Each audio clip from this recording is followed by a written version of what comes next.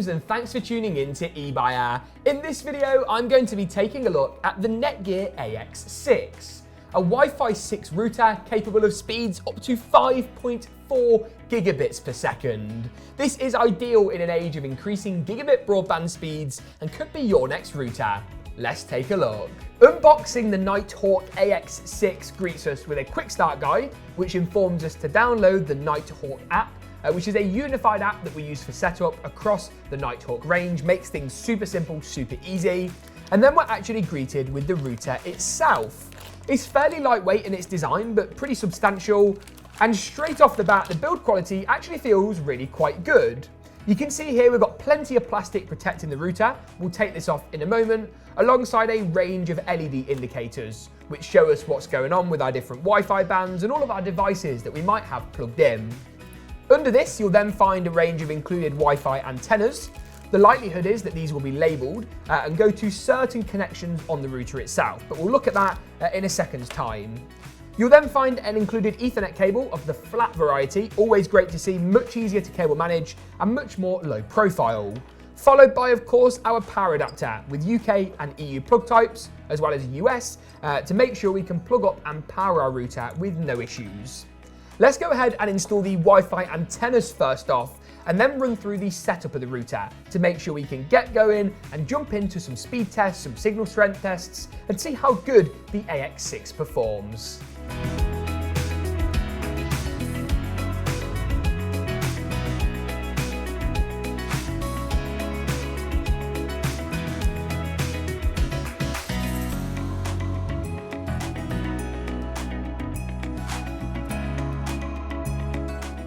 As you can see then, I've just gone ahead and plugged up the power connector, which gives us a good opportunity to look at the ports on the rear of the router. 5 Ethernet connections, including a yellow one for our internet in, that's to plug in your wider network connection, and then 4 Ethernet out ports to go directly to a laptop, a console, a computer, or even another switch to add yet more devices.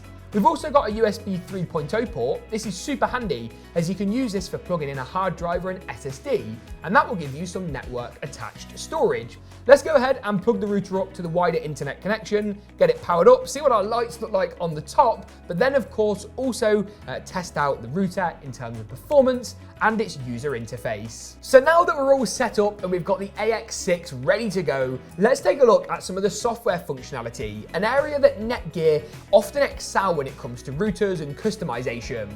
Now, as usual, you can access the software customizability and the GUI as it's often known by navigating to 192.168.1.1 in your web browser. Any browser pretty much will work. We're using Edge for our demonstration. You can see here we've got the Netgear GUI with the firmware version, which we updated using the mobile app a moment ago, and then all of our built-in functionality. You can see the status of the internet connection to make sure you're all online and A-OK, great for debugging, as well as the network name or SSID, and of course the password. You can also navigate into here and change the password. The default one for this one's quite funny, but if you want to change it to something either a bit more secure or memorable for your household or workplace, you can absolutely do so. Being a Wi-Fi 6 router, this has a few tricks up its sleeve with dual band access. You can either connect to a 2.4 or a 5 GHz network IP, and these are nicely separated, so you can really choose which you want to use. 5 GHz may be a less congested network type than 2.4, which is what's used for a lot of devices nowadays and has been for a long time. 5 GHz typically isn't as strong on range, though you do get some really good range built in on both network bands, but will give you a bit more speed if you're closer to the device. With this being perfectly suited through a 3-bed home, you could connect to the 5 GHz band in bedroom number 3 and you won't have any issues when it comes to speed. Navigating back to the home page of our basic dashboard, an advanced version is also available, but we'll look at that in a moment, and you can configure yet more features. Ready Share is a personal favourite of mine. This allows you to configure the USB port on the back with that removable storage I talked about earlier. Got some important documents to share across the network? This is where you do it. You can also eject the USB device, much like you can on a standard Windows or Mac computer, which is great to see, and create different shares by name. You can adjust access for read and write depending on who on the network is allowed to actually do so to protect that data and ensure its integrity. Moving over to the advanced column, and here you get yet more information to deal with. There's so much data on a router like this, much of which you might not need very often, but it's really useful to have. Here, you get access to configure all the different ports, and also protect with an admin password. And this just gives you the fine-tuned control that you might not necessarily get in basic mode, so it really depends on the user and the functionality you're after.